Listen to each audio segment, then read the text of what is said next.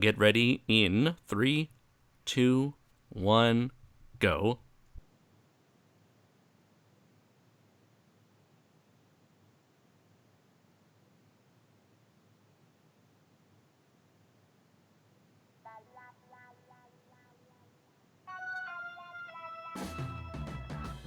It's Audio Synchronicity live.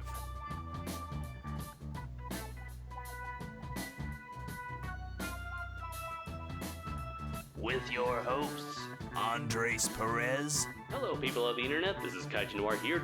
and Brayton Connor. He was playing peekaboo with me with like a waffle or something. It was really weird.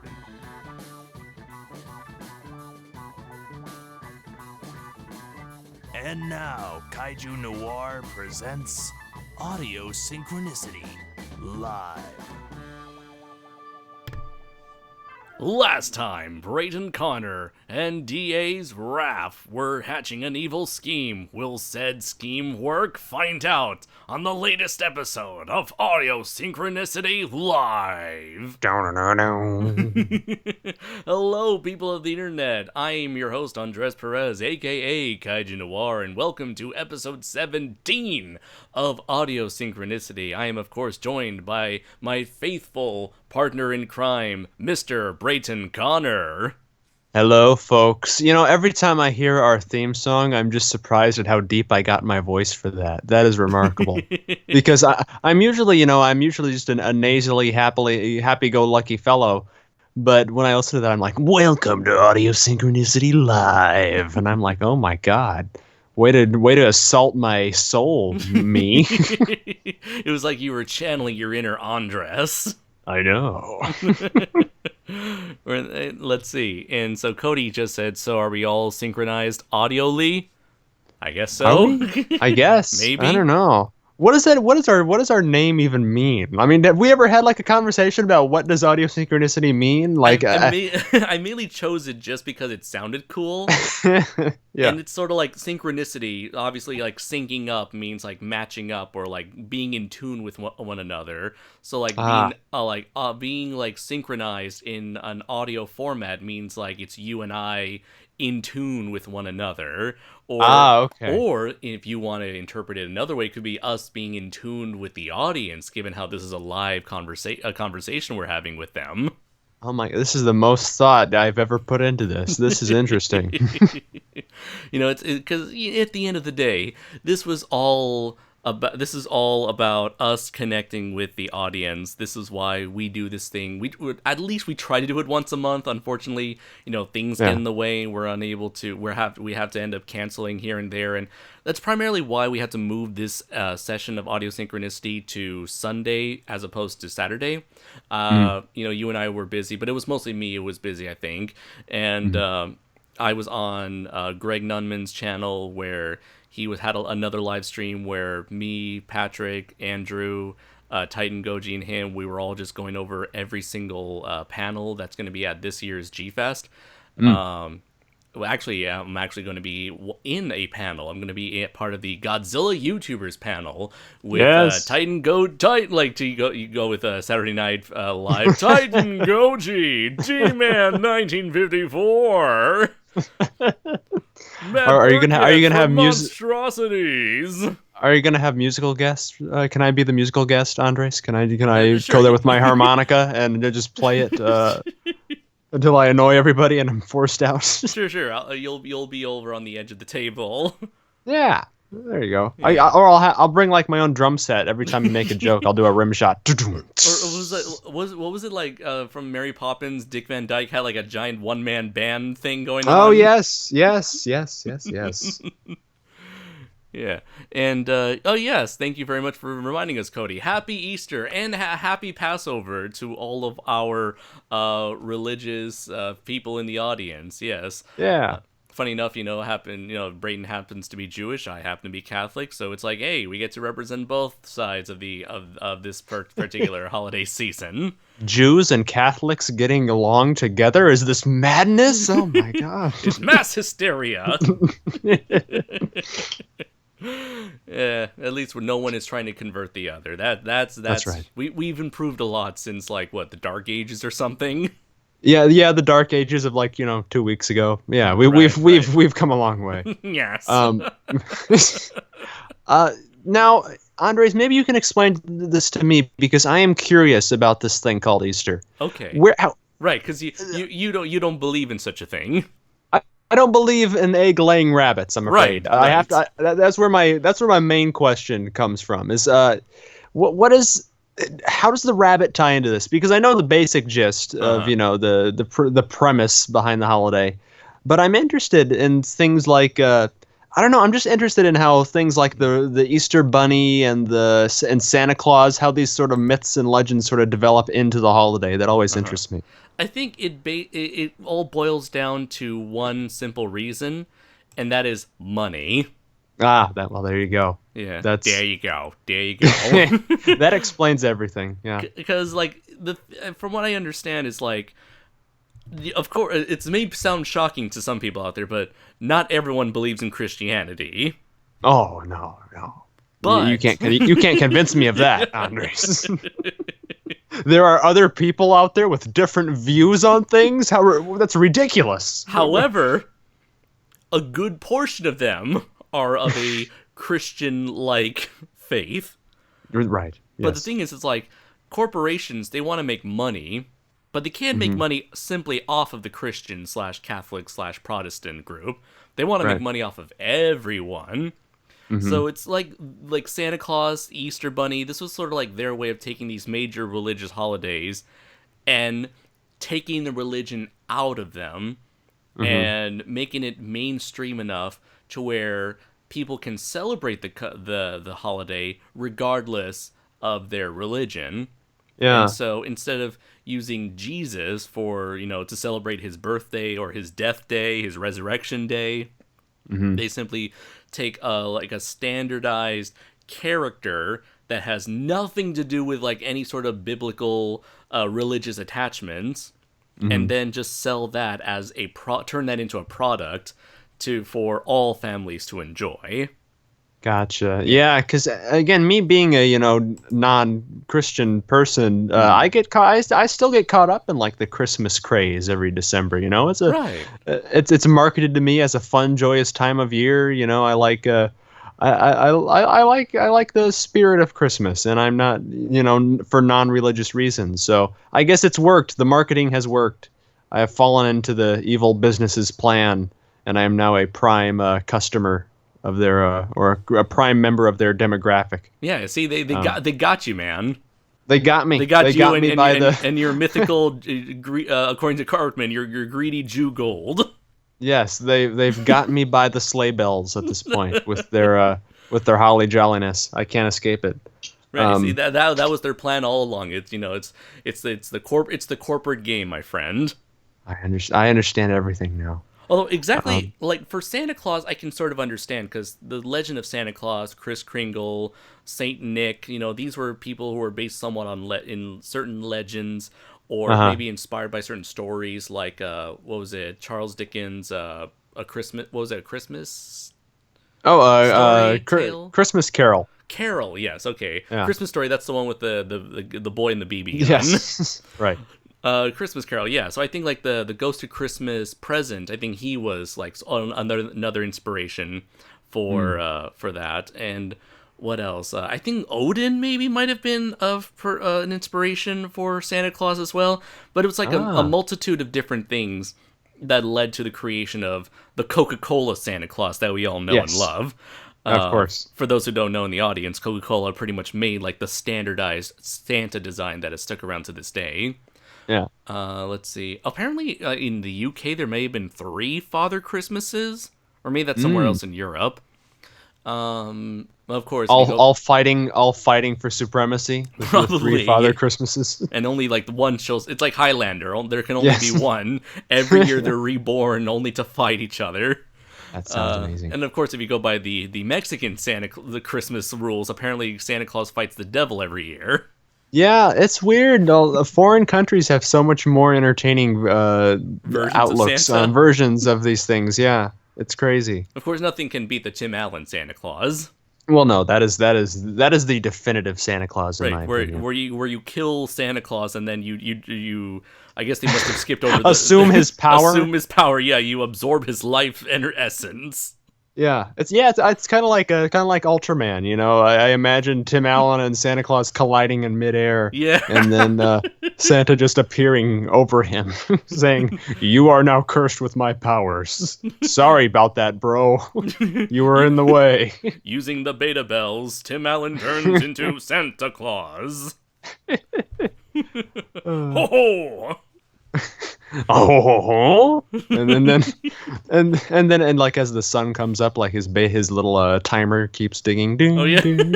If Tim Allen the stays bell. up until the wee hours of the morning, his power will diminish. Ding ding ding ding ding ding ding. It's a sleigh bells ringing faster and faster. And but the thing is, like, for the Easter Bunny, I have no idea where that came from, in all honesty, because Yeah. it's like there is a clear-cut origin for somewhat of a clear-cut origin for Santa Claus. He's kind of rooted in mythology and history, but for Easter Bunny, I really don't know where they came up with the idea of an Easter Bunny that has eggs full of candy and then takes them to a bunch of children. Yeah, I'd be interested to hear like where the root of this starts. Because again, yeah, as you said, Santa is easily traceable back to some source. But I don't know if anybody in the audience knows. But I'd be interested to know where this comes from because it's such a weird idea. Uh-huh. An egg planting rabbit. I don't know where that. I wouldn't know where that would originate from. So I'm looking at a Time magazine article from 2015 that may explain this. We haven't actually taken the time to look at a weird article in quite some time, so I know, yes. Let's take a look at this Time article, and then we'll get into wrapping up our second look at all the questions from the last two episodes. Yeah. Let's see. So, Easter is the Christian. Oh yeah, just to give credit, this was written by a Alexandra Sifferlin, April 1st, 2015. April 1st. So the exact validity of this article may or may not be true then. Let's see. So, Easter is the Christian celebration of the resurrection of Jesus, but the seasonal chocolate eggs, and the bunny who delivers them are nowhere to be found in the scripture. I can attest to that. I've gone to Sunday school. and not once was there a rabbit passage. Not at all, man. It's like, and on the 8th day, God created the Easter Bunny. Bunnies. It's like random character from Tim Burton. Bunny. The exact origins of the Easter Bunny are clouded in mystery. One theory is that the symbol of the rabbit stems from pagan tradition. Oh, just like Santa. Yeah. Specifically, the festival of Eostre, a goddess of fertility, whose animal symbol was a bunny. Rabbits, known for their energetic breeding, have traditionally symbolized fertility. Okay. All right. So it's sort of like, much like how Christmas was kind of originally a pagan holiday that was then appropriated by the Catholic Church, and it's like, okay, you pagan people, you're gonna you pagan people, you heathens, we're gonna force Christianity upon you, but you can still celebrate your winter solstice, holiday, but it's got to be a Catholic holiday from now on. So it's like they took their pagan winter holiday and try to turn it into a Christian holiday as a means of convincing them to join the Catholic Church. It's like, see, we got the same thing too, except we don't call it whatever you call it.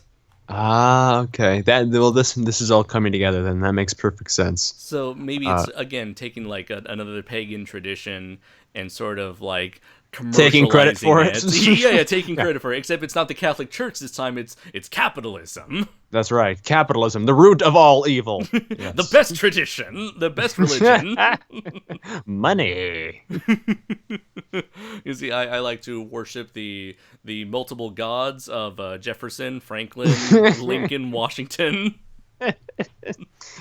Let's Ah. see. Eggs are also representative of new life, and it's believed that decorating eggs for Easter dates back to the 13th century, hundreds of years ago. Churches Mm. had their congregations abstain from eggs during Lent, allowing them to be consumed again on Easter.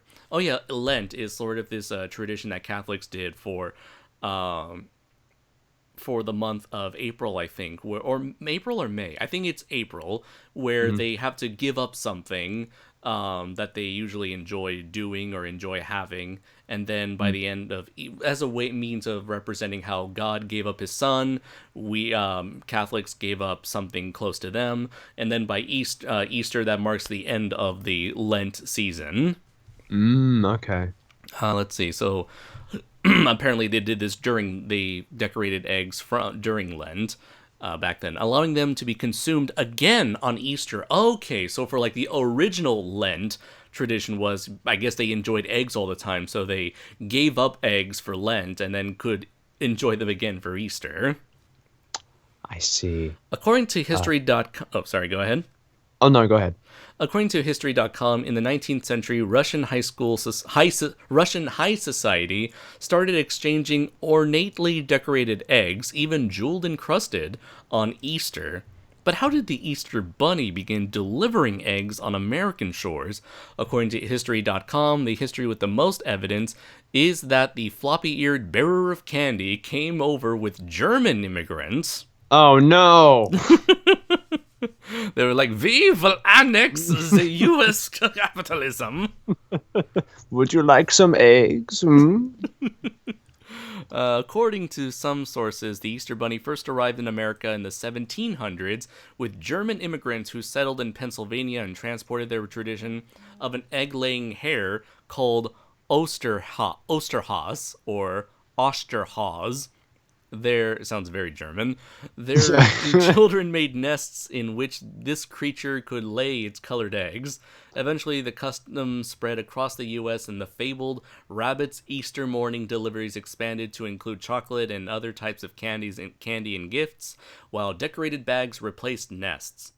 Additionally, children left out carrots for the bunny in case he got hungry from all his hopping. Oh, isn't that sweet? Yeah. Now, is that a thing where modern kids still believe in the Easter? Like, is that a belief thing where kids actually believe in the Easter Bunny the way they do Santa? Oh, I shouldn't say that. Santa Claus is real, everyone. Uh, is this obvious myth? Unlike Santa Claus, the Easter Bunny. Is that a thing where parents will say, "Oh, you better be a good boy, You better otherwise the watch Easter out, Bunny's you not going to better give you not eggs." cry. In my case, yes. Uh-huh. My parents raised my sister and I to believe the Easter Bunny was a thing, and that every morning of Easter Sunday, the Easter Bunny would present us with a basket, each of us, my sister and I, with a basket with a bunch of plastic eggs with candy, colored plastic eggs with candy inside, and maybe a Okay. DVD if my parents were cool that particular year. Yeah, that's the thing I have to wonder. Like, what would a kid's perception of what the Easter Bunny be? Like, is it a normal rabbit that just goes around delivering baskets with this stuff? Is it a giant hulking rabbit monster I who knows don't. how to break into your home and present you with gifts? I don't know. You've never seen a mall Easter Bunny, have you?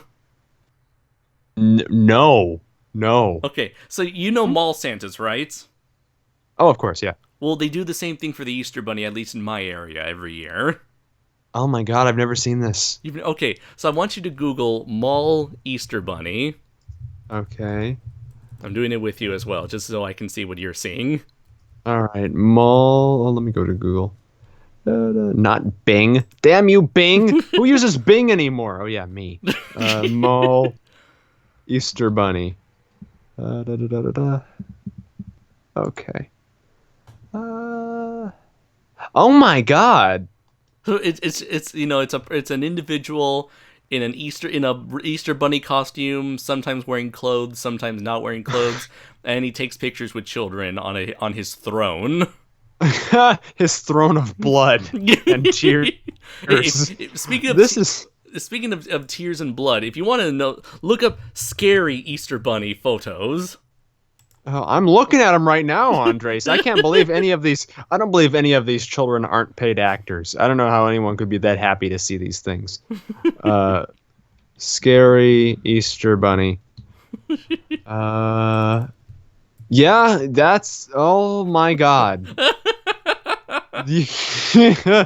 Oh, these are some of these are like downright look like a photo out of a cult or something. This is scary. Wow. Yeah, I don't. I can buy into why a kid would believe in Santa, or I could buy in to the real, very real being that is Saint Nicholas, Santa Claus. But I don't see how any child could find this a comforting figure. I see a picture of George Bush snuggling with the Easter Bunny. I don't know what that's about. He was in on it the whole time. The Easter Bunny did it. Yeah, this is scary stuff. Yeah, yeah. I mean, to be honest, as a kid, even I was a bit terrified of the Easter Bunny, just because, like you mentioned earlier, it's like a giant hulking bunny man. Yeah, you don't know what he's capable of. Like, what Yeah. if he's having a bad night? What if he's having a bad Easter? I mean, with Santa Claus, he's a jolly old bearded man. He's like, he's like Yeah, your grandfather. There's nothing scary about that. yeah. This is clearly no ordinary rabbit. This is this is terrifying. And yeah, so it looks like we solved the mystery, my friend. We I know guess. eggs kind of came from like a Catholic pagan sort of deal, and the Easter Bunny was was from a German origin, and so it's much like a lot of American traditions. It was like a conglomeration, Hmm. hodgepodge of different cultures, be it Catholic and pagan and German, all mixed together into this sort of hybrid form. And then eventually some corporation looked at this and said, hey, that looks like something we can make money off of for those who Hmm. don't believe in Jesus. And or for and so they kind of turned the Easter Bunny into like the next Santa Claus. I see. We solved the mystery, Andres, and I don't know if I feel more comforted knowing the real truth behind it. I just feel sad and scared. This is a. I'm gonna click out of this. Oh my god! I can't stop looking. I can't stop scrolling through these horrifying images.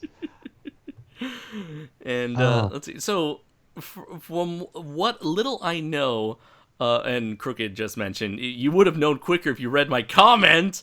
I know all this oh. mythological nonsense, and you ignore it.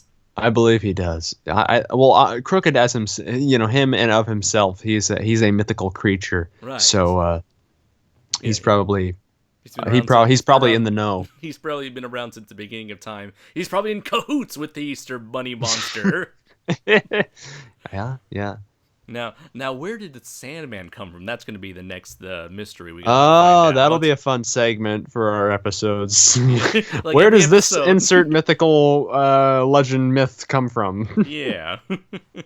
Although now that we've done one from my religion, we got to do one for another character from your religion next time. Yeah, I gotta think. I can't think offhand any religious creatures like the Easter Bunny. I have to. I don't know. I'll come up with something for next time if we want to go with that. Now Uh, for the holiday of Passover, yeah. funny enough, the only thing I know from Passover comes from the Passover special from. Are you familiar with Rugrats? Yeah, yeah, I never watched it, but I know of its existence. Yeah. Okay, so guess what? So the main character, Tommy Pickles, that's his actual Hmm. name. What a He wonderful name. has a Jewish grandfather, and there was actually both a Hanukkah special and a Passover special. Oh. And that's how I learned about both Hanukkah and Passover. And pretty much for what I know of Passover is apparently it has ties to the story of Moses. Well, again, I don't know. My family is the sort of what's the term you would use? We're Jewish out of almost obligation at this point. Like Yeah. it's a thing where we don't really practice it to any degree. Right. But To be from honest, what I to know, be honest, that's kind of what my family is as well. But we still do the whole yeah. baptism and wedding in a church. So we do like the big important stuff, but we don't actually like practice it regularly as well.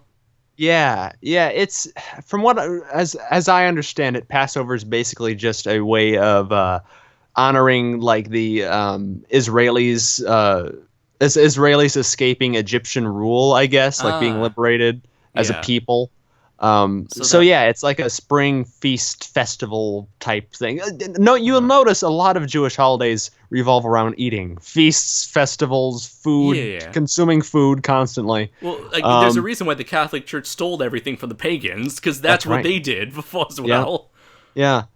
So yeah, I feel that holidays are just like they're just excuses to eat at this point. Just you get family together, eat, argue, go home. Complain, Yeah, argue, yeah. yeah, argue, sort of. Gossip. That's all it's Yeah, good for. Yeah. totally. So, okay, so yeah, the idea of the people escaping to Israeli from Egypt, I believe that is part of the Moses thing, because that's Hmm. part of the in the Bible, and I think like the first part of the Old Testament of the Bible is also part of the I forgot what's the name of the Jewish Bible. The Torah. The Torah, yes, sorry. So Yeah. I think I could be completely wrong, but I think from what I understand, the Old Testament of the Bible is also the same Oh yeah, as the yeah, Torah. yeah. Yeah. The worst part of the Bible is our Bible. I don't know. The old I always consider like the Old Testament to get, like I always consider that the most exciting part. No, well that's true. Yeah, I just mean worse on like a moral standard. There's a lot of murder Oh, and true, totally, yeah, baby yeah. death in that one, but And the God said to his most loyal follower, "Kill your own son to prove you are loyal to me." He's like, Jesus Christ, dude. what? No balls. Do it. What Yeah, are the you, a pansy? yeah, yeah. Again, I had a weird. I don't think I had a weird upbringing. I never had a really religious upbringing to where I'm all up and up on what these things mean, and that's how I've just viewed them growing up as just an excuse for our family to get together and eat food. Um, but yeah, I guess. I'm seeing comments here, and Shoma reminded me as well as Crooked. Yeah, we have the golem in our mythology. So I guess that's a thing we could talk about. Yeah, the good Uh, old rock man. yeah, Rockman. Everyone likes a rock Yeah, man. I mean, yeah, I think so. Yeah. Uh, They look like they have strong hands. the golems. I don't know. I saw the golem, however you want to pronounce it. Also, I call him Smeagol. I call him Fred. I don't. I like to I just like to get past all the pretense bullshit and just call him by his real name, Yeah, Andres. he's like, I have a private name, you know. He gets a bad rap, that Gollum. Yeah. But yeah, religions are weird, but they're interesting. They're fascinating. Yeah, yeah. Even like again, I don't subscribe to beliefs really, but just knowing, I just find religion fascinating, like all different world religions and stuff. Yeah, yeah. And their beliefs and their myths and things that they bring throughout the generations. I just find that stuff fascinating. So Yeah, totally. I'm glad we had this discussion about rabbits. Well, tell me about the rabbits, Andres. It all started in Germany, my friend. Doesn't everything like this start in Germany? It started in the old country. In the old country where we used to have the little bunny who would go around giving eggs to the little children. Unless they were bad children, then the bunny would discipline them. They sent them to the gas chamber. I mean, they sent... I'm sorry, folks. I'm an idiot. Let's see. So, Cody mentioned if you want to know where the Sandman comes from, you could ask Metallica. They're the ones who told him to enter. I That's see what true. you did there. Yeah. Yeah. Because after all, I remember. And so the Sandman said, "We're off to Never Never Land." Yeah. What was it? Cody also mentioned, "I don't need an excuse to eat. I do it all the time. I don't have a problem." It's you with the problem. Yeah. Let's see. Crokin also said, I also find religion and mythology interesting to an extent, not fully interested in them, of course. Mm. Jose said, like Mr. Scientist Man Martin said, religion is the greatest type of propaganda. Yeah, yeah, that's true. Yeah, I guess in a way, yeah. It's like, hey, be good or Yeah. burn in hell for all eternity. It's like, okay, you got my attention.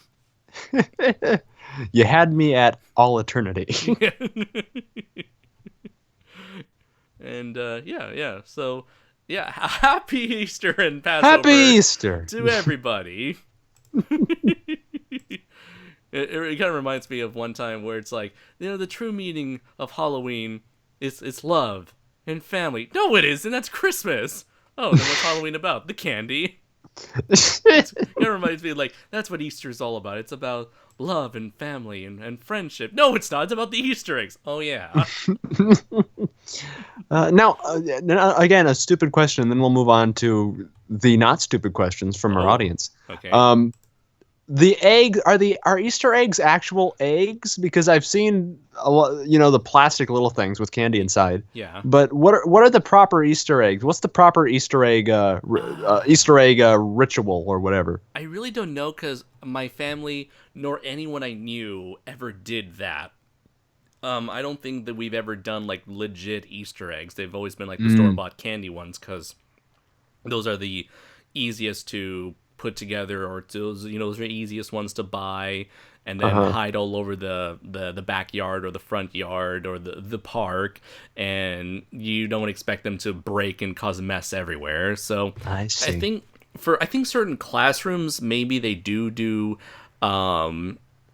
paint eggs individually as like a school project, or maybe a family could be painting eggs together and then use them as like decorations for a while before throwing them out or whatever. But honestly don't think it's been that big of a tradition, at least in my area. Okay. From what I can think of, maybe like the closest thing we can get to is like Fabergé eggs. Oh, okay. Yeah, I wasn't sure because I've seen both. So I wasn't sure if there was like a bias of like the people who do it. No, this is the right way. All the other people who do the whether it's a store bought candy stuff or painting actual, like, because I that's just something that interests me. All of this interests me. Easter is it's fascinating. I don't get it, but it's really interesting to delve into. Just the concept of I don't know what I don't know where to go from here.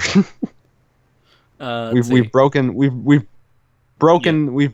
the mystery behind the Easter Bunny, Andres, and now we're just letting the floodgates of questions flow. Oh boy.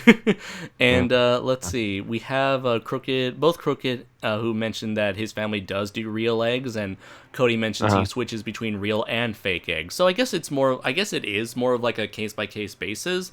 I guess maybe some areas of the US might use real eggs and others don't. Like I mentioned, I never saw anyone use real eggs or painted eggs in my area in Southern California. Yeah, because I know they have Easter egg hunts, and doing that, but I don't know what. It would be a lot more tempting if I was a little kid going on an Easter egg hunt to get eggs with candy inside rather than actual eggs, because I don't want to eat an egg. I don't want to eat an egg. I mean, I like eggs well enough, but I'm not searching through the grass to find an egg to eat. Right. Because I prefer my eggs sunny side up, but I don't think you can get that from an Easter egg. Yeah. It just reminded me of the perhaps the funniest thing I've ever seen that was ever like Easter related was a Bugs Bunny cartoon where he actually switches places with the Easter Bunny because he was like so exhausted going all over the place delivering eggs. So Bugs Bunny was like, "Yeah, sure, I'll be the Easter Bunny for a day." And then he meets like the most like brattiest little kid ever, and so it's like he becomes as miserable as the Easter Bunny. And the Easter Bunny, he tries to make Bugs Bunny the most like the permanent Easter Bunny, and then Bugs Bunny's like, "Oh no, you don't." I need to see this. If I ever find it, I'll send it to you. I'm pretty sure it's on YouTube somewhere. Okay. And Jose said, I used to use real eggs and paint them, then throw them away after use the plastic ones for the hunt. Okay. Oh. So I guess like plastic ones are for like the children finding, and I guess the eggs are like the painted eggs are like for decorations. Oh, and Okay. Cody said the real eggs we used were hard boiled. Okay, that prevents them Oh, from breaking, I suppose. yeah. Let's see. Sorry, Spooky Bones. We're going to be holding off of the big questions here, since we only use answer questions that are left in the comments of past episodes. But he did say, "How was your month?" P.S. Sorry for being absent for two of the streams. No problem at all, dude. Yes, my month has been pretty good. Cody just said, "Love the Bugs Bunny cartoon," so he knows what I'm talking about. He knows. That guy knows. He knows. Yeah. So let's see. Now that we've solved the mystery of Easter, let us go into the last two episodes of Audio Synchronicity, that being episodes 15 and 16. Last time we finished up all the questions for episode 14. So let's see what we are in for episode 15 that was released at the end of January. Okay. All right, so just you and I, so hopefully that means we'll be able to get through this a lot faster than last time. Let's see here. Bermakian Productions said, could you do a commentary on the Iron Giant on its 20th anniversary? Wow, 20th anniversary already. I'm not sure. Maybe. Potentially. Well, we'll think about it. We did do a Has the 20th anniversary already come and gone? If this is an older live stream he commented on. Given that this comment was 2 months ago, probably. Just gonna check Iron Giant and see when it came out. April 15th. So yeah, it's already been passed. Oh, damn. Yeah. We should have saved that for our Easter special. Let's see. So moving up ahead. Let's see. Question: is the return of Godzilla still the definitive reboot of the classic Godzilla, or has it since then been overshadowed by something else, something far more sinister? Yeah, I still think Godzilla 84 is perhaps the definitive way to reboot Godzilla, in my opinion. Yeah. Yeah. Yeah, I don't think it's been done better since then. Just I think, like, maybe the rebooting the character. Yeah, I feel like the most ambitious reboot that still pertains to the idea of having Godzilla represent the then current issue of the time would probably be Shin Godzilla. Mm-hmm. I mean, it's like, we have Godzilla 54, the Hiroshima and Nagasaki, Godzilla 84, the Cold War, Shin Godzilla, the Fukushima 311 incident, and Tohoku earthquake and tsunami. Everything. So in terms of like having Godzilla still be able to be updated and then modernized, but still become like some sort of like allegory for something that happened to Japan or to the world at large. Yeah, I still think Godzilla and Shin Godzilla are the best examples, but I would say Godzilla 84 is definitely a far better executed film than Shin Godzilla. Yeah, I think it retains the character a lot better. Like I don't know. I think it updated. I think the updating works a lot. It's a lot stronger of a it's a lot stronger of a redefining the character while still holding on to the core of the character. Oh, sorry, go ahead. I refuse on principle to give Shin Godzilla any praise. So Crooked Lord did bring up GMK in 2000. GMK is a very good one, but I feel like, again, it's a very good movie, and perhaps maybe even rival Godzilla 84, but I still feel like a proper Godzilla reboot should represent something. Yeah. And I know GMK was sort of like its own separate one-off thing. I like GMK Godzilla, but I like it more as its own one-off thing as opposed to the start of a new series. Yeah.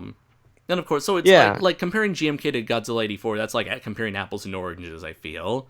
Hmm. And Godzilla 2000, I was going to give a special mention to Godzilla 2000 because I still feel like that's a good reboot, Hmm. but it's like it's a good reboot for like a generic Godzilla universe that's like free to explore and just be like a generic, kind of like the IDW Godzilla Rulers of Earth series, where it's just a universe with Godzilla and all of the monsters in the world.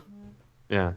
Yeah, and I think the fact that 84 is a solo movie, and yeah, it kind of carries over into the next one. Uh huh. Um, yeah, I still think 84 is probably the best. Again, those are two great movies, but Uh huh. um, I think if the question is what just rebooted the character the best, that's probably it. Right, right. I feel like Godzilla 2000 is a very good one for like an open slate universe. Yeah, Yeah. where anything is possible. Yeah. Let's see. So next question. Let's see. A question from Jordan: is there anything that's actually redeeming about G Rico? That G Rico, that is the Gundam series where that was made in like, I think it was like the late 2000s, early 2010s, where the creator of Gundam came back to the Gundam franchise to create uh, a really weird sounding Gundam series called Gundam Reconquista in G, which Mm. essentially translates to Gundam Reconquest in G, or as I just call it, G Rico for short. Hmm. Yeah. It's apparently a very short series, and it's like got opinions all over the board because apparently it's a very confusing as hell story where things happen at a rapid pace, and apparently character motivations aren't all that explained. But some people say it's confusing, some people say it's not. I have yet to see G Rico myself, so can make no opinion on it. Let's see. Next question. Are you familiar with Kingdom Hearts? If so, what are your thoughts? I personally love Kingdom Hearts. I played the first two games for a lot on the PlayStation 2. I love the universe. I love the characters. I love exploring the Disney worlds within those games. The entire overarching story is a fucking mess, filled to the brim with like they were, you can tell it's one of those stories where like they were just making shit up along as they making shit up as they went along. And Hmm. like in the time between Kingdom Hearts 2 and Kingdom Hearts 3, they made a bunch of spin-off games to expand on the lore, but it just made everything so confusing. So by the time you actually went into Kingdom Hearts 3 on the PS4, you're given like a shitload of exposition that means, oh, you got to play all the spin-off games to understand what the fuck's going on for Kingdom Hearts 3. Mm. Luckily, I have played a good majority of the spin-off material. I played the one on the DS, the two on the DS, not two out of the three on the DS. I played the PSP game. I played the 3DS game. I still haven't played Kingdom Hearts 3, but I do plan on getting it eventually. Just been busy with some other stuff, especially with my Nintendo Switch. But Mm. yeah, I'm very excited. I love Kingdom Hearts. Even though its lore is and characters are like a mess, I still, or rather, the overall lore and pacing and story writing is a mess. I still like the characters themselves and the mini adventures they enjoy through in each of the Disney and Final Fantasy worlds. No, I am an elderly man, so I don't know what Okay. this Kingdom Heart thing is, but what's the premise? It sounds Okay. interesting. Final Disney's Fantasy. involved. Oh yeah, Disney yeah, and Final Fantasy. yeah, yeah. So, are you kind of familiar with Final Fantasy? At least, are you aware it's a thing? Yeah, passingly, yeah. Okay, so yeah, it's a series of RPG games. If Are you familiar with RPGs? That's a role playing game, right? Yeah, yeah. You basically Yes. you fight enemies and you level up and you get new Yeah. armor and weapons to make your character stronger as you go along. That's Mm. always been like the core of Final Fantasy. And so there was a collaboration between the company that created Final Fantasy and Disney, where they're like, "Hey, what if we create a new world with characters that look like they're from Final Fantasy?" And they get the main character. His name is Sora, and he kind of dresses a bit like Mickey Mouse for whatever reason, and Not gonna judge. he fights evil monsters, and he's like sort of like this chosen one who's meant to hold this legendary magical weapon called a keyblade, which looks like a giant key sword. It's a key shaped sword, Mm. and with the keyblade, he's able to destroy the evil monsters permanently, unlike any other regular weapon. And so he uses the Keyblade to travel to different Disney worlds, meet Disney characters and a few Final Fantasy characters, and eventually fight monsters in all those different Disney worlds. And eventually his adventures take him to original worlds where he fights like the bosses or the masters of these like evil monsters. Oh, interesting. Yeah. And eventually the character meets a lot of other characters, and you have spin-off games that focus on these other characters.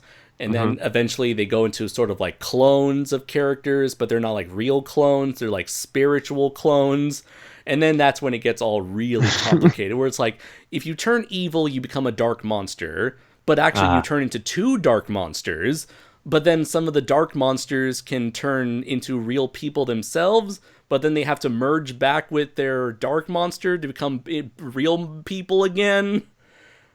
And then it there's gets to be a little much. yeah, yeah. Oh, and the most confusing thing is the idea of a heart, where when they talk about hearts in the Kingdom Hearts series, it's not like a physical heart, Hmm. like an actual organ that pumps blood. They're talking about like a spiritual heart, and that spiritual heart is like an actual physical object that's like a legit source of power for these people. So it's like they're talking about light and dark, lightness and darkness as if they're like physical entities. So like the majority of the character's dialogue revolves around heart, light, and darkness as like Mm. again tangible things you can actually wield. Yeah, So yeah. like that's where it gets like really really confusing. But I still feel like the characters are really charming, especially when you have Goofy and Donald tagging along with you the entire Oh yeah, journey. that's just amazing. Yeah, yeah. So it's like, you get to see Goofy and Donald as like badasses fighting along monsters alongside you while you're summoning the genie from Aladdin in like I don't know, the Tim Burton's Nightmare Before Christmas world. Yeah, so again, story is a mess, but the characters are super charming. And if you love Disney and you like enjoy the Final Fantasy aesthetic, I highly recommend it. I don't recommend going into Kingdom Hearts 3, the newest one, like right away. Luckily, if for the PlayStation 4, there exists like compilation games. So like Hmm. you can buy Kingdom Hearts. I think on PlayStation 4 there exists a Kingdom Hearts 1.5 plus 2.5, which includes the first two games and all the spin-off games in between. Oh, nice. So if you have a PS4 or a PS3, you can purchase the 1.5, 2.5 collections, and you can explore the games from the very beginning. So like Huh. at least the very first game is like super simple, very easy to get into. Uh, Yeah. by number two, by Kingdom Hearts 2, that's when it starts to get very confusing because at that point you would have needed to play the Game Boy Advance game before going into Kingdom Hearts 2. Uh, And that's when it's like, oh god, this is where I have to learn about the backstory before getting to the actual game. Yeah, yeah. luckily, like that's why the collections are very convenient because either they give you those in between games, or they give you the cutscenes to those in between games. Okay, I gotcha. Yeah, see, you and I had a on one of our past Skype calls. I mentioned to you how Hmm. I'm a very simplistic game person, Yeah, yeah, you're a which is Frogger why I man. haven't. I'm a Frogger man, a Space Invaders guy, something with a very simple, tangible in mind. Uh huh. Um, yeah, I haven't got into the gaming scene. I feel like an old person, but I mean, just having Donald and Goofy as sidekicks, that's intriguing. Yeah, yeah, So totally. I might look into it. Yeah. Let's see. Jose mentions what's more of a mess: Godzilla versus King Ghidorah's time travel plot or Kingdom Hearts lore? Kingdom Hearts lore. It's like all of that plus time travel. Yeah.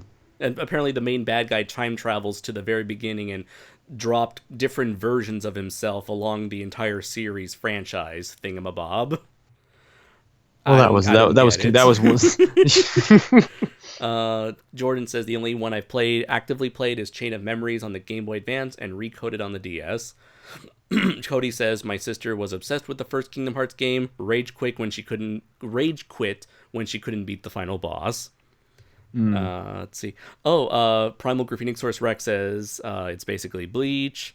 It all started in an elevator. Yes, apparently one of the creators from Final Fantasy, he like rushed over to a Disney executive in an elevator. He's like, "Hold on, I got an idea for you. It's called Kingdom Hearts." Security, security. And Jordan says, "Don't get too excited. The only real Final Fantasy characters who usually show up are the Final Fantasy VII characters." But I guess you not being a Final Fantasy person, it wouldn't really matter to you. I wouldn't get excited regardless, so don't worry. And he said, "What's dumb about the Disney worlds is that they're abridged retellings of the Disney movies. I have no problem with that. I want to live through the events of Aladdin with my original character being friends with Aladdin and fighting monsters with him." It's the ultimate like fan fiction. Calm down, Ernest Klein. Don't excite yourself. And then I use my DeLorean, which is also powered with my kit from Knight Rider with the Ghostbusters logo on it, and the license plate says Ecto 98 and Ecto 88. I just still love the imagery of him explaining this story to Steven Spielberg with just playing with his action figures on the floor. Oh, Ernest Klein. Yeah, good man. Yeah. Let's see. Going down to see what everyone is also saying that it's nothing compared to the Transformers movie lore. Let's see. Those movies have lore? What? No. A what? Let's see. From what I know, Sora is the most happy video game character that doesn't have a sad backstory. Let's see. All right. So next question. Did everyone like Rika's thighs? Obvious reference to Gridman. I'm going to say no, because I'm not a pedophile. I have no idea what you're talking about, but that's an amazing sentence. Okay, so you know how in Japanese media, the Japanese audience, they love to oogle at underage, busty teenage girls, right? Oh, sure. So, are you familiar with the Gridman anime? Only from the passing things that you and Raph have spoken about. Okay, so in the Gridman show, there's a character named Rika who has a larger than average waist or thighs, and so for anyone who was like a Godzilla fan, an Ultraman fan, when they saw the Gridman anime, they were like, "Oh, look at this cool anime version of all this Ultraman style, Godzilla style shit." Meanwhile, all the non-Godzilla tokusatsu fans, they were like, "Ooh, look at this hot anime babe." So, like, a lot of the Godzilla fans are like, "What the fuck is going on with these people?" Like, obviously, it's kind of normal for anime fans to obsess over a particular waifu in any sort of anime. But for Godzilla fans, this was kind of like their first exposure to the whole waifu thing. So, like, why are you obsessing more over the female characters than with the actual Gridman stuff? Yeah. Yeah, ugh. And again, these are high school students. Yeah, I don't. They're that's so creepy to me. I don't think the fact that they're cartoons makes it any better. Because that's like the defense. Like, oh, it's art. Or they'll probably say, like, "Oh, she looks 10, but she's actually 1,000 years old." So that makes it okay. So I don't have to feel like a total pervert now. like Schwarzenegger from Jingle All the Way. I'm not the pervert. Stop hitting me. I want my ball. I'm just looking for Turbo Man. Okay, so that ends the questions from episode 15 of Audio Synchronicity. Let's see. Graphenic Rex. Hey, dead meme. Put Gigan in there. Yay. Yay. Let's see. Michael Jackson, previously he said, "Want to make Kingdom Hearts better? Put Gigan in there." Yay. Yay. Cody says, "Say no to underage thighs." There you go. Let's see. And Crooked said, "I feel criticized by your anti-waifu speech." Good. Serves you right. Yes, your waifu is bad and you should feel bad, Crooked. You look at Belle and then look at yourself and think about what you've done. Look at yourself. Look at your crooked self in the crooked mirror. Nah, I'm just kidding. You do what you people do what you want. More power to you. Just don't hurt anybody in real life. I'm looking at the crooked man in the mirror. Let's see. So moving on to episode 16, the last one before this stream. Primal Graffenixorus Rex left a number of questions, 13 actually. So let's get right to it. Number 1, thoughts on Rem Lazar from Wheel of the Worst, from the Red Letter Media video. Did you see the latest Wheel of the Worst, Brayton? I haven't seen this. I'm a big fan of theirs, but I haven't seen this. Oh, you need to see the one where they cover Rem Lazar. So it's God. it's a musical about these two kids who see a superhero in their dreams, and they sing to the superhero, and the superhero sings to them, and they bring the superhero from their dreams to the real world, and the superhero is like a grown man in blue tights and blue hair, and he hangs out with them, and it's totally innocent, Brain. It's there's nothing wrong with that. It's just a grown man hanging out in tights, hanging out with little kids, singing songs, talking about how much he loves them. It's perfectly okay. Yeah. He's a superhero, so it's okay. Yeah. He's their guardian angel. Yeah. That's creepy. Maybe. Just a smidge. Number 2, thoughts on Batman versus the Teenage Mutant Ninja Turtles movie. I'm pretty excited for it. I doubt it'd be mind-blowing, but it looks fun. I haven't seen it, but I did voice Batman in a I don't know if the movie was based directly off of this comic that I did a voiceover for a motion comic that a guy put together. But yeah, I was the voice of Batman for a Batman TMNT crossover comic that apparently was really big a couple of years ago. Oh yeah, and that was the basis for this animated movie. Oh, it was? Okay then. Yeah, in fact, let me show you a little still from the movie. So what I'm saying is I should have been cast in the movie version, is what I'm saying here. Yeah. Yeah, I was basically I mean, Rob. like Neil Patrick Harris has shit on your Robin, potentially. Yeah. My Batman, Andres. I was Batman. Oh, you're a Batman. Okay. Well, I was Batman. Obviously, if you're a Waffle Man, then you'd make a great That's Batman. right. Did you use your Waffle Man voice for Batman? No. I tried my best to do this sort of thing, but no, yeah, Waffle Man would have been a Waffle Man. The Waffle Man voice could work for a throwback Batman too. Hire me, Hollywood. I'm talented. No, yeah, I'm interested in seeing this. Okay, cool. I didn't know if it was directly based off the comic, but yeah, that'd be cool. I want to see this. Yeah. I like me some turtles. I like me some Batman. Apparently, when he's not groping Batgirl. That is. Yeah. Meanwhile, somewhere Bruce Timm is just like, it's art. It's art. Yeah, let's see. And Inchoma says Waffle Man beats them all. Yeah, I agree. Waffle Man is OP as fuck. That's true. Joran said you missed my controversy question. I think I responded to your controversy question in the comments itself, saying that I was going to avoid talking about that. I think it was about like the Vic Mignogna thing, and so it's like I'm just gonna hold off on an opinion and wait until wait until it sorts itself out. Mm-hmm. Let's see. Thoughts on Eureka 7? That's a mecha anime that I remember seeing commercials for when Toonami came back to Cartoon Network, or rather Adult Swim, but I never saw it. All I know is that it features air surfing robots. Next is thoughts on Raxaphon, another robot anime that I've seen through the video game Super Robot Wars. Never seen it. Number 5, can I say The Last Jedi sucks balls? You're free to say that. I think you just did. Yeah. I mean, I said it for you. Number 6, thoughts on Spider-Man Into the Spider-Verse. Loved it. Love it. Yeah. It's again, that was the thing that I saw after it was out of theaters, but it's pretty damn amazing.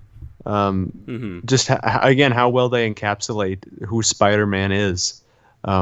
I don't like Peter Porker. I'm sorry. I don't. I'm the one person who does not like that pig.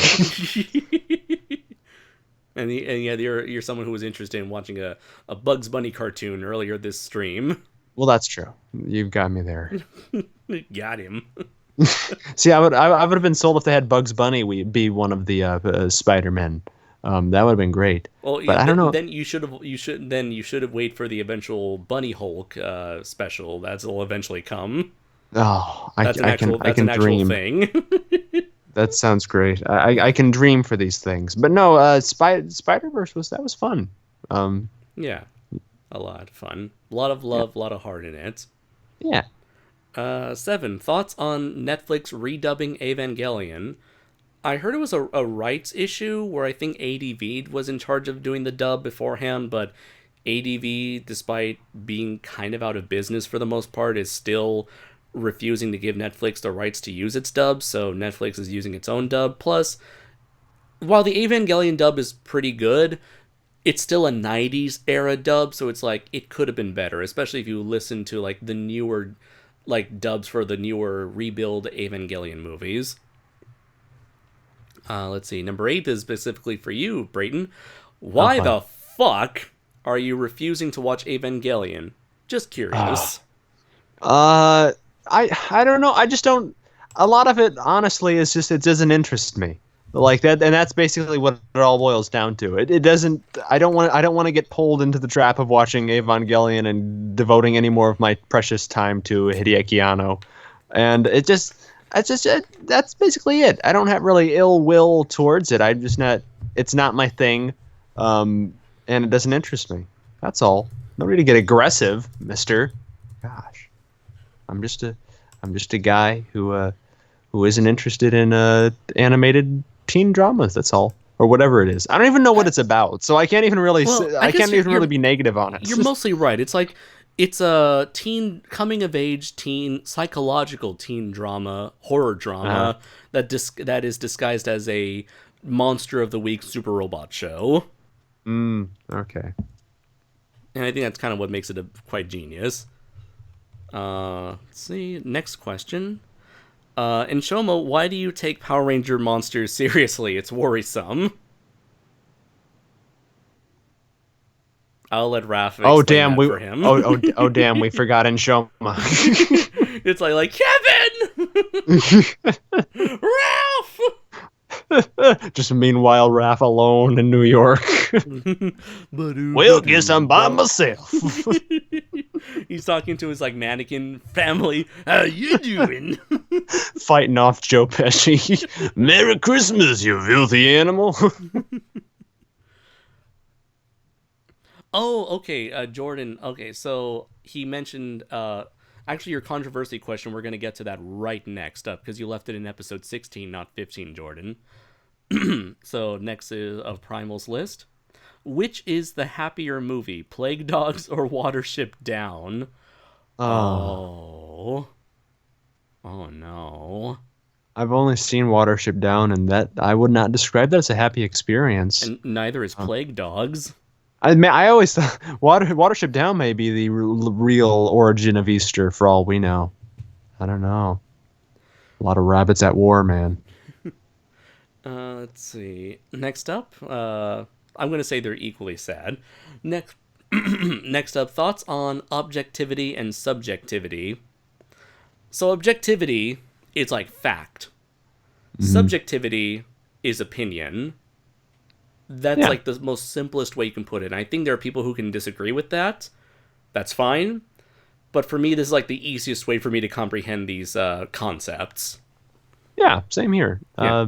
I mean, people like to talk about entertainment like it's objective, but I feel like it's all subjective. Oh, sure. Yeah, every form of art is subjective. I mean, you can say technically, like something like The Room is objectively bad because it's like a lot of things are not executed well. Like you can say that special effect is not good.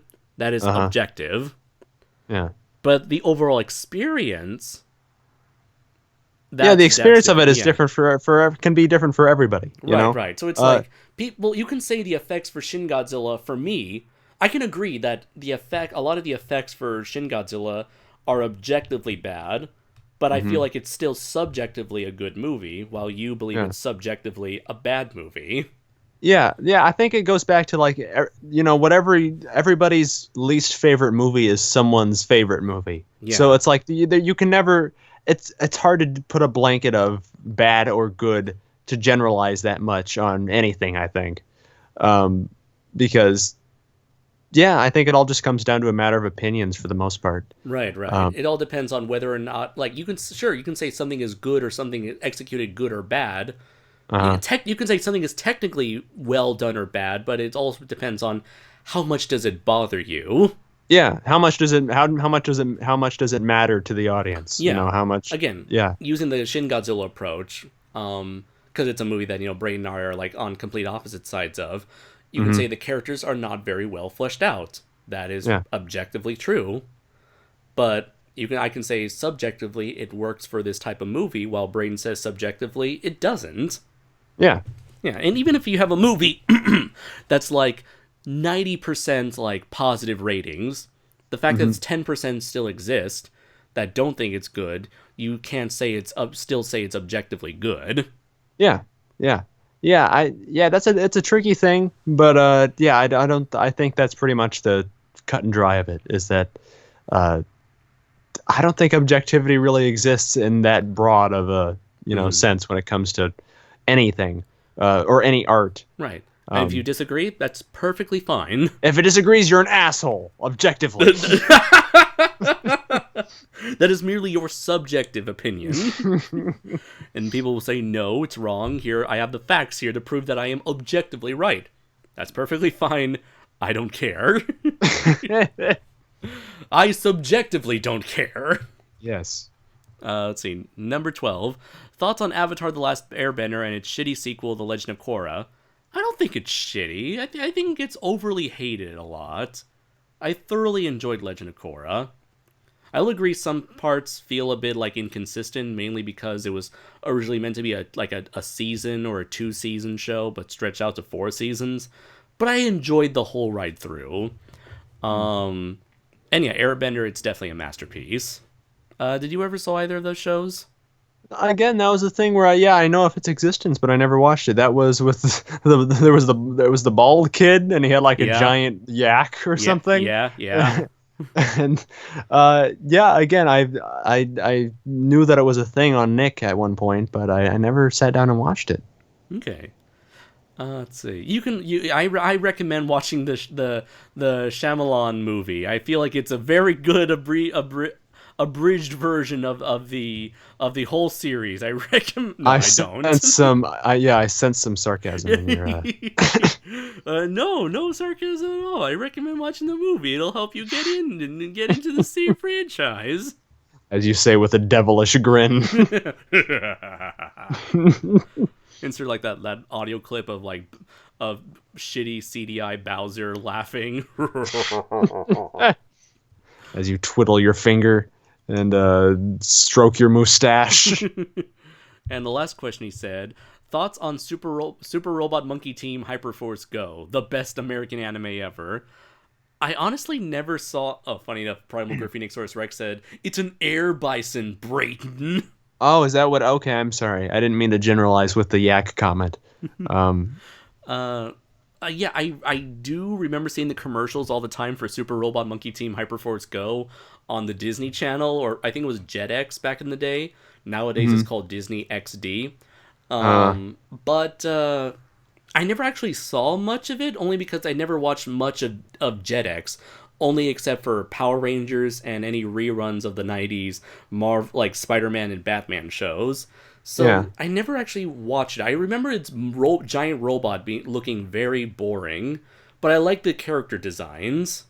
It's like a nice little mishmash of like thick outline, blocky looking, like cartoon, like Gendy Tartakovsky-esque. It's like, imagine if you saw like Dexter's Laboratory, and whenever they try to do like an anime homage, it looks like the whole show looks like that. Oh, okay, I get you. Yeah. So like it's still definitely like American looking, but with like you can still tell there's like an anime influence aesthetic to it all. Huh. Okay. Yeah. are you aware of Super Robot Monkey Team Hyperforce Go? No, those are a lot of words that scare me, Okay. Andres. Funny enough, when I came up with the original title for Shoe Watch, what was it Oh, called? Super Dynamic Ultra Ultra Force Force, Go. go! People Yeah. thought that I was copying the Super Robot Monkey Team Hyperforce Go. Actually, that's not the case. I was like mainly covering like old school like Japanese superhero titles, much Mm. like Super Robot Monkey Team Hyperforce Go, like Super like Mega Monster Battle, Ultra Galaxy Legend, the movie, Never Ending Odyssey. No, and Raph actually gave us an actual question to Primal Graphenosaurus Rex's questions when he asked, What's the deal with Raph's Oh yes, obsession with Power he Ranger just monsters?" he just sent me that too. Yeah. I wanted to do this in a silly voice, but out of respect, I'm not going to do that. Oh come on! Oh, Yeah, yeah, I'll- I've always been a huge fan of giant monster. No, No, do it. Continue. You do a better job. Should I do it as the Crimson Weirdo or Dirty McCruption? Which is more fitting? I don't know. I feel like Or Dirty should... McCruption is gonna give you laryngitis in the end. So That's true. All right. yeah, do the Crimson Weirdo. I have always been a huge fan of giant monsters in general, and Power Rangers came at a time in my young life when Ultraman was non-existent in America. Godzilla's film library was heavily limited on VHS. No Heisei films until late 1998. And, of course, who the hell cared for camera then? And now, sad face. Power Rangers was a near daily dose of new giant monsters for my young self to enjoy, and were incredibly offbeat creations that appealed to my comedic sensibilities. I have grown out of love with Power Rangers in recent years, a combination of Nickelodeon's mishandling of the series, the monsters becoming more complex in designs and less interesting in character, and some really bad experiences with the Power Rangers fandom. I have some horror stories to share. But Fandom being bad. what? No. But from Mighty Morphin Power Rangers to Power Rangers Jungle Fury, I have had many monster favorites, and glad that the Boom Studio Comics have given these fairly unloved creations some props. ... Even that dork known as Pumpkin Rapper. Yes, there you go. It almost sounds like you're like channeling your inner Boris Karloff there. Ah, yes, the Pumpkin Rapper. Yes. Let's... all the Who's down in Whoville liked the Pumpkin Rapper a lot, but Raph and Shoma did not. Nice. Let's see. Next question. This one's a touchy one, so let's see here. Prepare yourself, Brayton. Uh-oh. This may sound like a bit of a touchy subject, but I noticed a lot of people looking down on and criticizing those who were offended by events. No, let's see. Anytime I try to change this window, it seems to get all out of order. Let's see. Okay. This may sound like a bit of a touchy subject, but I noticed a lot of people looking down on and criticizing those who were offended by events in anime, like Goblin Slayer, Sword Art Online, and Shield Hero. And all I have to ask is it really okay for them to be looking down on those who are offended by these controversies? Okay, so last year there were some events that made people upset, and there were certain controversies. People got offended over certain things in these anime. So in terms of like the Goblin Slayer takes place in a medieval setting, sort of like a Dungeons and Dragons sort of setting, where people fight monsters and level up rank and stuff. And the main character fights off goblins, and these goblins, they're all male, and they reproduce by capturing women and raping them. And there's an actual rape scene in the first episode of Goblin Slayer, and a good portion of the anime community lost their fucking shit. In, what's it called? Rising of the Shield Hero. The Shield Hero is another sort of like fantasy setting, and the main character, he teamed up with a female character.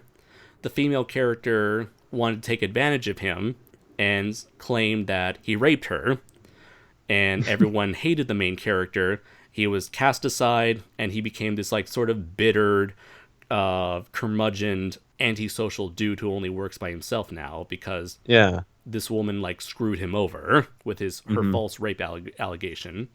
Again, people get lost their shit over that. Hmm.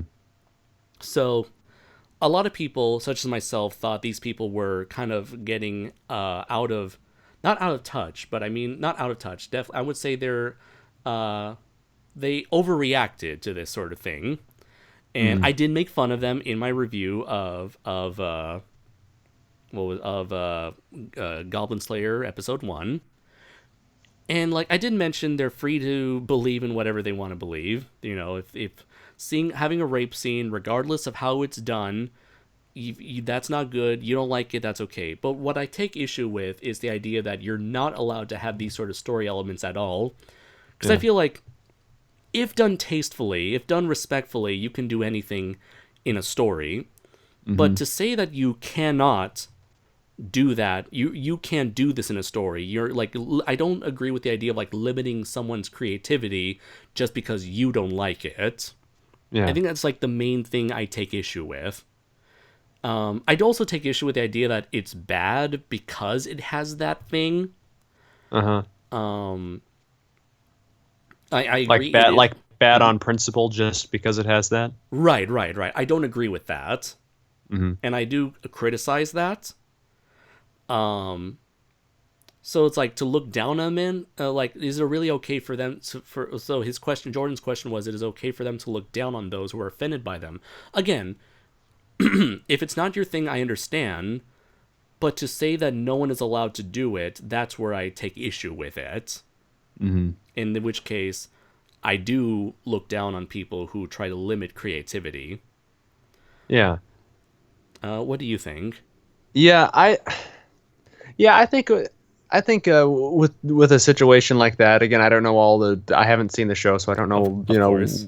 what happened, for myself. But yeah, I don't think I'm kind of in the same boat as you. I don't think you should limit anyone's creativity. If you're a creative person and you want to, or a writer and you put these elements into your story, I think you should have a reason, like because they're such heavy, things. I think you should have a good reason why it's in there. Yeah, Um, yeah.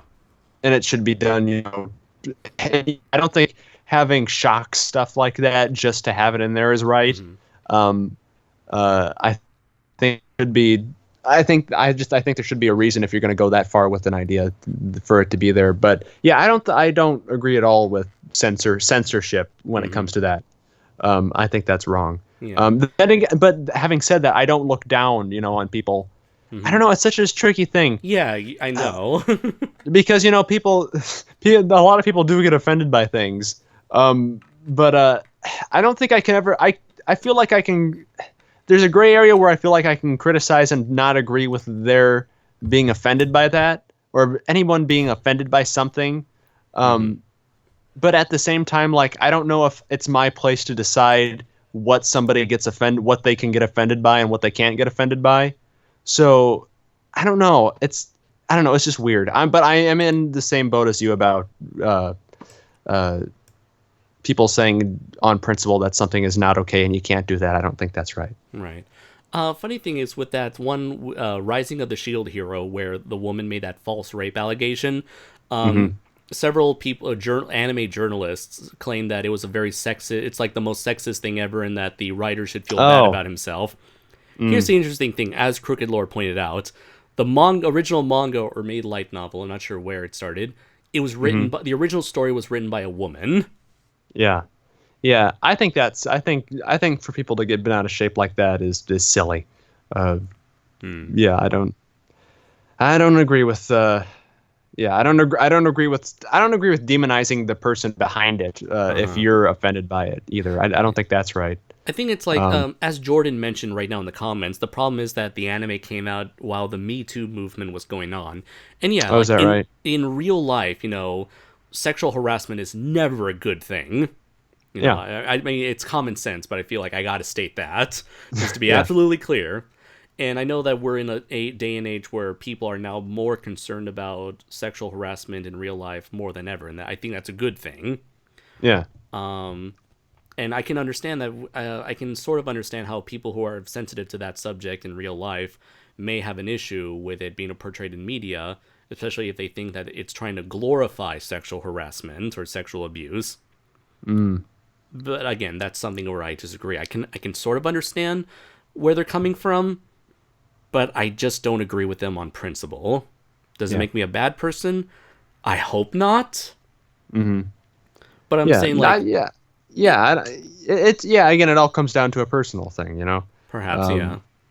Yeah, I don't think anyone's at fault. It's just, I don't know. It's a tricky subject. Tricky, serious questions. They're tricky. Yeah. But thank you very much for the question, Jordan. I think it Yeah. allowed for this interesting discussion here. Yeah. So to completely switch tonal gears, let's take a look at Crooked's question. What's your thoughts on the manga Precarious Woman, Miss Black General? So Oh my God! These titles are getting out of hand. These titles are getting out of hand. Again, You got the Super Monkey Force and now Black General Woman. What? What? Precarious Woman, Miss Oh, I'm Black sorry. General. That's right. Or just call her Miss Black General. So Miss Yeah. Black... Do we really have to put in the precarious woman part? Is that really necessary? Well, how are we supposed to know if she's a precarious woman? Well, I guess just put it right in the name. That's kind of like if you could just come up with a character, fancy gentleman, Brayton Connor. I mean, my actions should speak to what kind of a gentleman I am. I shouldn't have to point out that I'm precarious or fancy. I think it's just the Japanese thing where you put the subtitle over the main title. Like that's the exact thing that I copied with Primal Warrior Draco Azul. Oh, okay. Yeah, Gotcha. that's like it's a Japanese thing where it's like adjective noun main title, mobile suit Gundam. Okay. So I've kept up with as much as I could on Facebook with Miss Black General, and it's a manga that Brayton introduced to me. It's essentially a superhero parody that follows a bunch of misfit a villain organization called the RX organization, and they want to take over the world, but they're a bunch of idiots. It's like they are talented enough to actually take over the world. It's just they're a bunch of buffoons and they can't. Yeah, do they're anything incompetent. Right. Yeah. So it's that kind of story. It's like imagine like Ed, and Eddie, but they're super villains. And I think Raph is gonna sue somebody with the glue idea. Oh yeah. So the RX organization, they have this follows the main character, Miss Black General. She's like, she's essentially like the third in command, right next to the boss, who is simply named Boss, and his secretary, simply named Miss Secretary. And so Miss Black General, she's constantly causing mischief, but she's also in love with the main hero, Brave Man, who is like Batman, except not. It's like imagine like Batman and imagine if like Superman dressed up as Batman. That's Brave Man. Oh, okay. And so the reason why she became a supervillain is so that she can actually get close to Brave Man, personally and physically. And they just get into shenanigans, and Brave Man's like, "Oh fuck, not you people again." It's really funny. It's really charming. And it's just completely wacky. And apparently there's a manga, but it's like a very short, like flash animated manga, because the chapters are like super short. They're like 5-6 pages long. And so each episode is like 2 or 3 minutes long, and it's all flash animated. But I think it works with like the quirky nature of the manga itself. But yeah, I do recommend people who enjoy superhero, like it kind of makes fun of like American and some Japanese style superhero stuff, tropes. Like if you like One Punch Man or My Hero Academia, I recommend checking out Miss Black General. And apparently it is translated officially in English. Let's see. Next up, we got Manda 1771 with 8 questions. Thoughts on the Hellboy movies, both animated and live action? I've seen the animated movies, but it's been so long I forgot all about them. But I remember the live action movies are vivid in my mind, and I loved both of them. Haven't seen the new one because it's not in Japan yet, I think. I heard it's bad, but I'll make up my own opinion for myself. But I love the Guillermo del Toro ones. Yeah, yeah. I've only seen the first Guillermo del Toro movie myself, but yeah, not really familiar with the character. But he's got a big fist. I know that about him. He got a large hand. Yeah. That's cool. He's got a big hand. That's Yeah, something, which is nice. That's neat. That's creative. Number 2, thoughts on both independent giant monster movies Reigo and Raiga getting released in North America. All I can say is fucking finally. I'm very glad that's happening because those were two of the very first movies I ever reviewed on this channel. So it's like Yeah. I got in on the action before any of you guys. Like everyone's like, oh boy, it's new movies. It's like, bitch, I've been watching these movies since fucking 2012. Bitch, are you for real? Bitch, are you for real? But no. I'm very glad that people can watch these movies without relying on bootlegs or downloading them, which is what I relied on both. Got my bootlegs off of showavideo.com. But I'm very glad people can legitimately enjoy these. I'm super happy for Shinpei Hayashiya, the director of these two movies, for finally getting these movies out there. Hopefully they'll give more attention, it'll get more profits, because he's currently working on a third installment called Deep Sea Monster Raiga versus Lava Beast Olga. And he's been working on this movie since 2015. So hopefully people can enjoy these movies. Personally, Reigo is perhaps one of the most original, most fascinating movies indie movies I've seen thus far. And it's a period piece. It's a World War II period piece. It takes place in the ocean, kind of like Jaws, the ending of Jaws. Imagine Jaws with a giant monster and a military boat. The CGI is really rough, but if you can forgive that, because again, this is an indie movie that's like TV movie quality, you're in for a really good time. And also, you got the actors who played Ultraman Cosmos and the original Ultraman, and you got Yoshiyuki Hotaru, who was Inspector Sato from the Gamera trilogy, also in here. Oh, there you go. Let's see. To answer your question, Jordan, no, your Brave series question, I think it's up ahead. In the it's the last question in this video. The last comment, or the latest comment in this video. And Primal says, what is that, the monster with the hair powers? That is Gehara, the dark and long-haired monster. In fact, I'll spell it out right here. Gehara. That has yet to get an American DVD release, but I hope that movie will get a DVD release along with Daikaiju Eiga G. Let's see here. But yeah, I'm very happy. Oh, Raiga is another story entirely. I guess in order to get the funding for the movie, I guess Shinpei Hayashiya needed to make the second movie into a comedy. And I don't think the comedy works all that well. It just comes off as very awkward, really. It's like a super Japanese, live action cartoony style. And I just don't like that. It just doesn't connect with me. The special effects, again, very low budget, but it's like, it works for the most part. However, it's worth a watch for the curious minded, but I don't think it's that good. And from what I understand, it looks like the next Raiga movie, it's going to be like more serious, but it's more like an over the top silly serious, like Oh, okay. So it's like kind of trying to be a middle ground between the serious Reigo and the comedic Raiga, where it's just like an action comedy as opposed to just being mostly comedy with some action. Yeah, but they are very interesting. They're definitely big parts of kaiju history, especially when these movies came out during like the dark time between Godzilla Final Wars and Godzilla 2014, when there was almost nothing out there. And yeah, also gotta support indie, the indie filmmakers. Yeah. You gotta support, I love how people were like, oh wow, it's a new monster to enjoy.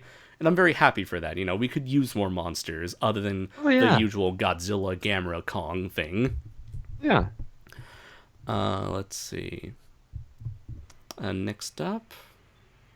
Let's see. It's kind of sad how all these movies never got a DVD release, and yet Death Kappa of all things got a DVD release. How? I ask the sun gods. How does this happen? To quote Kanan from Kanan and Kel, why? I had to step away really far away from the microphone. Oh, that would have blown my ears out. Yeah, thank you for doing that. Thank you for thinking of us in the audience. I'm pretty sure my next door neighbor hated me a little bit more now. Let's see. Next, why is number 3? Why is it so hard for Hollywood to make movie adaptations based off video games or anime?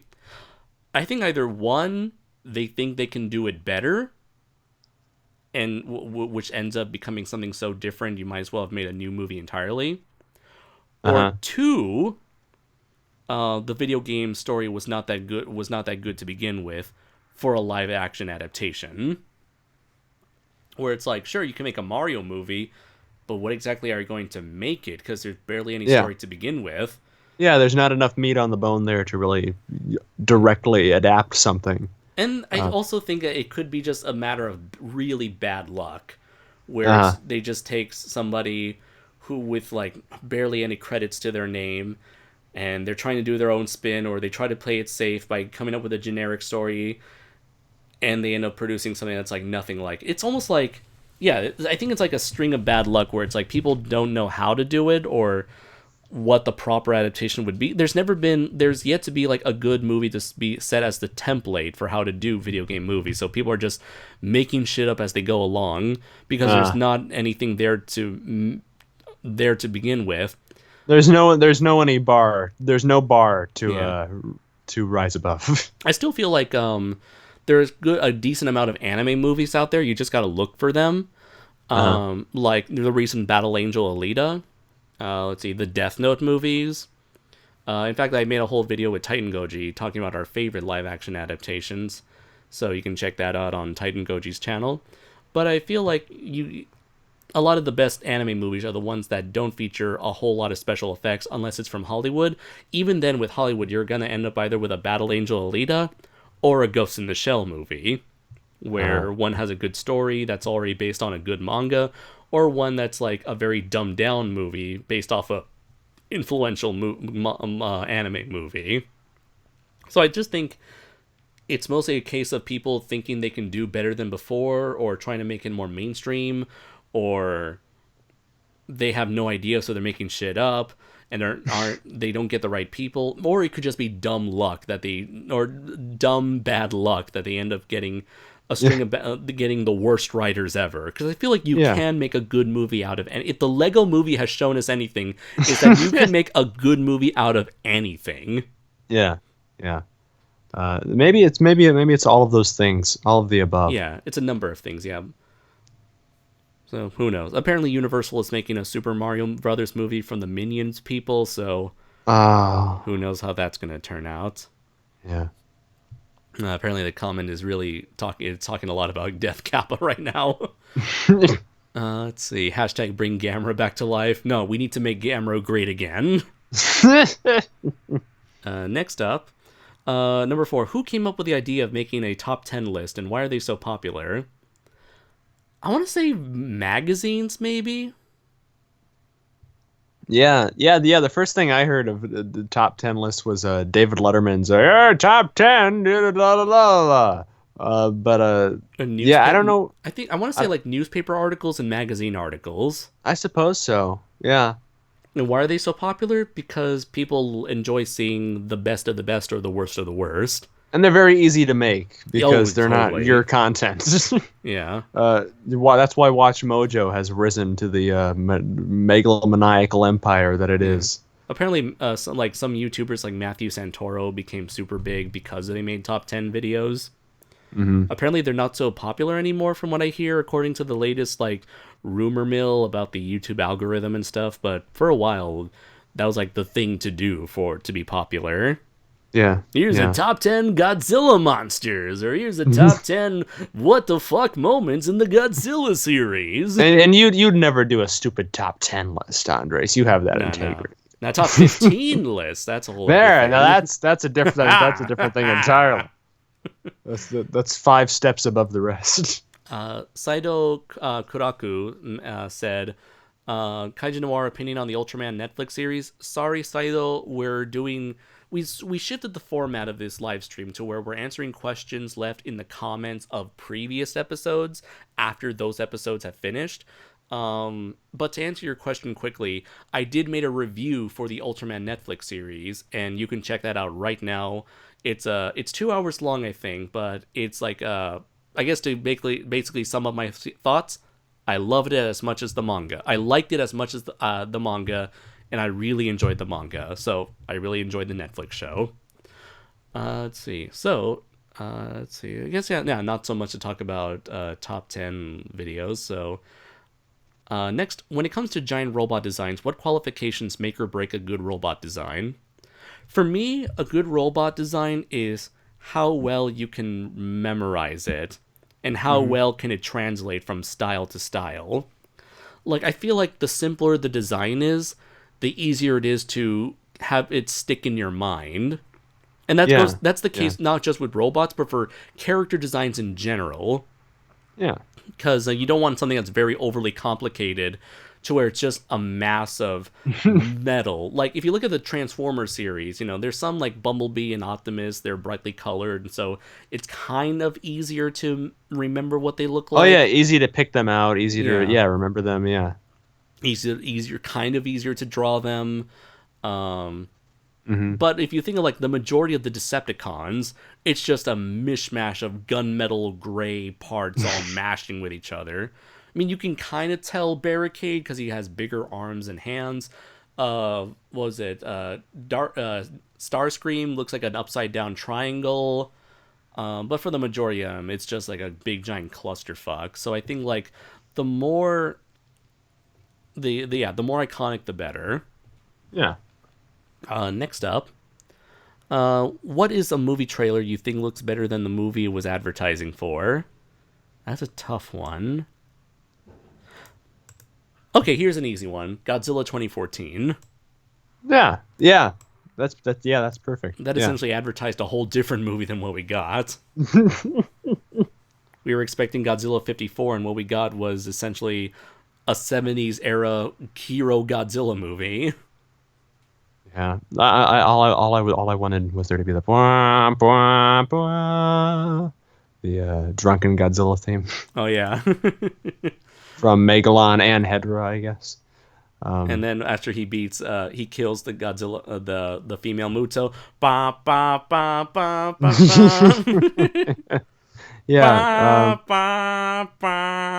Yeah. Yeah. It's funny because thinking back on those trailers were amazing. Those were really fantastically put together. It makes me worried about King of the Monsters because it's another case of wow, the trailers look great. I hope the movie's okay. Let's see. Next up, what do some YouTube movie reviewers mean when they say a movie has no plot? I think it means it relies more on action. Like, action drives the plot more than the character's choices. Mm-hmm. Or, like, a character chooses to do something, or stuff is happening to them and they have no control over it, so they're just dragged from one action sequence to another. Yeah. That's my interpretation. Pretty much. Yeah. Yeah, I mean, every film technically has to have a plot. Right. Something has to happen. You got to have a protagonist, maybe some form of an antagonist or an antagonistic force, and the protagonist eventually comes through in the end or not, depends. But yeah, there's always like a beginning, middle, and end. So technically there is always a plot, but when they say no plot, it means little in the terms of writing.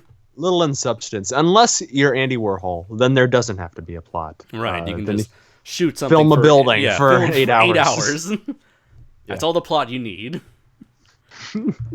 Let's see. And the last question he has here. While on the topic of movie reviews, what is the most confusing piece of criticism that you have ever heard or seen in a movie review? This may sound personal. No offense to my buddy MJ, but he would describe someone's performance as the actor is enjoying their performance too much. They're enjoying their role too much. That usually means that they're getting like really into their role, almost like they're disappearing into their role, like they believe they're the character. I don't know if that's if he means that in a positive or negative way. So it always confused me whenever MJ would say that. Yeah, I don't think that's a bad thing. Yeah, I don't see it as a bad thing either. Unless they're a terrible actor and are really embellishing their character. You're tearing me apart, Lisa. Yeah. You're lying. I never hit you. Yeah, that's a thing where you don't know where the man begins and the actor ends, or the character. So yeah, that's definitely a case of the actor disappearing into the character because it's just Tommy Wiseau. Yeah. Or rather, the character disappearing into the actor.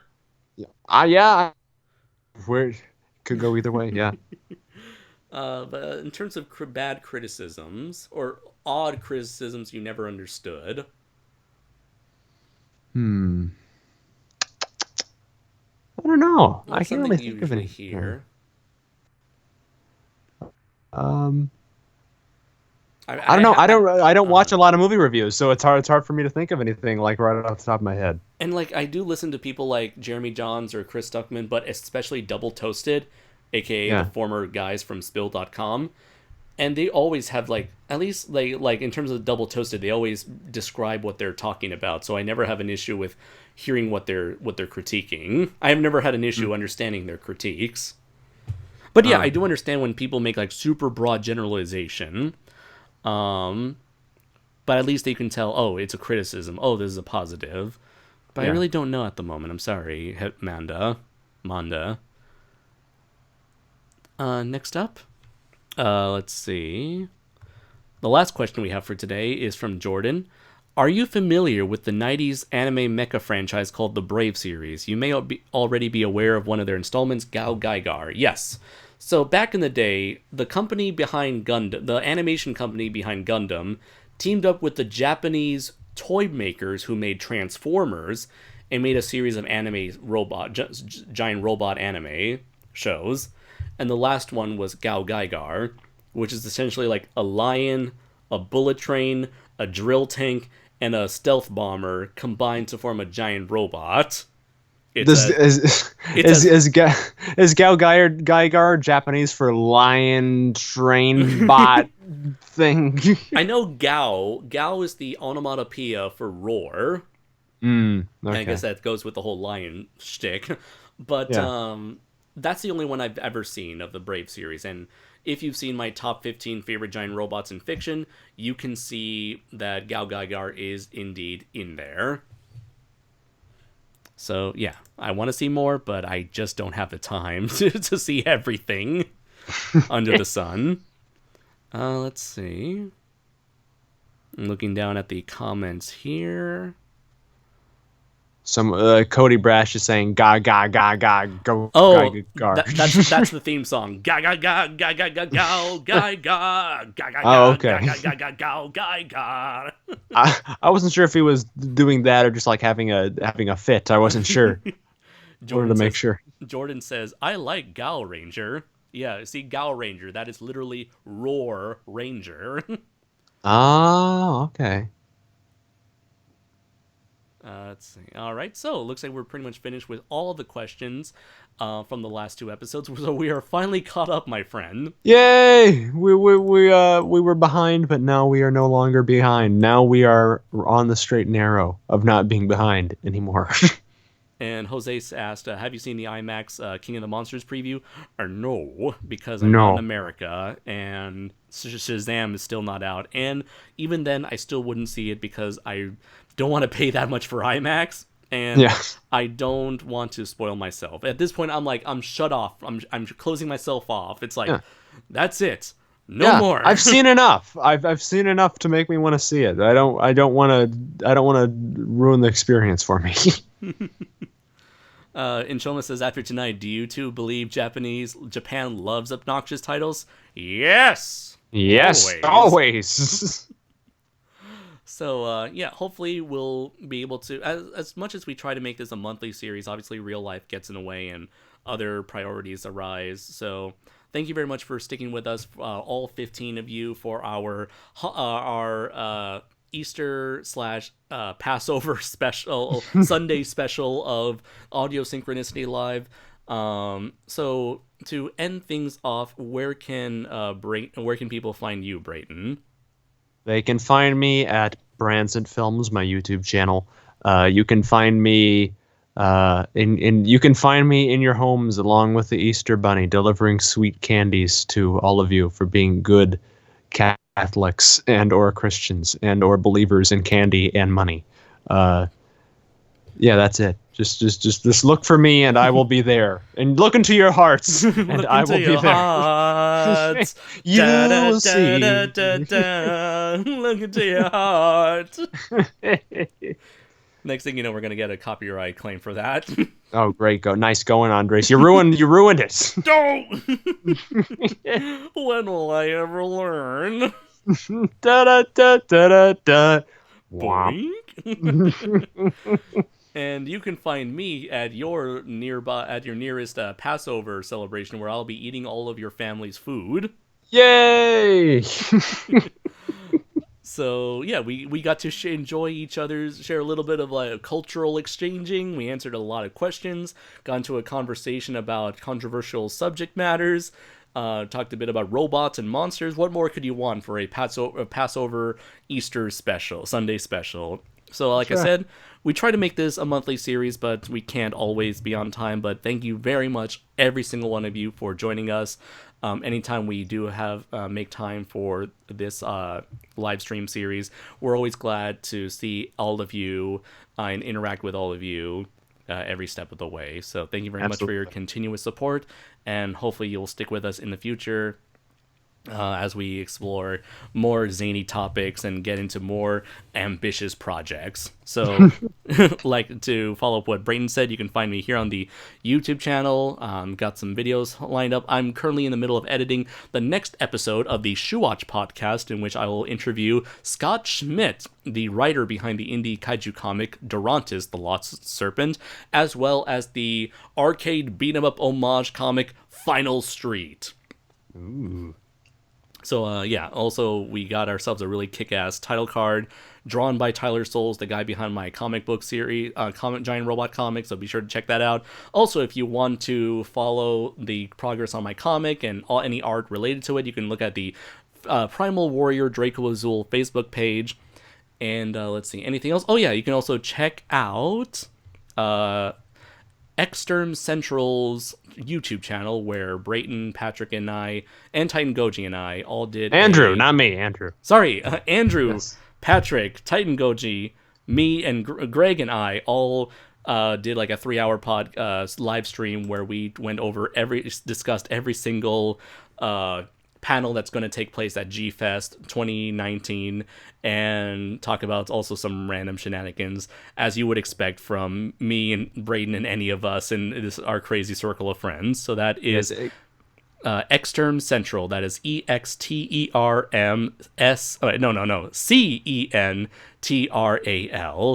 Yes, it's very exciting that you're a part of a panel this year, Andres, and very exciting there will be another installment in the ongoing G-Fest experience videos this year. Absolutely. It's going to be the biggest year yet, I believe.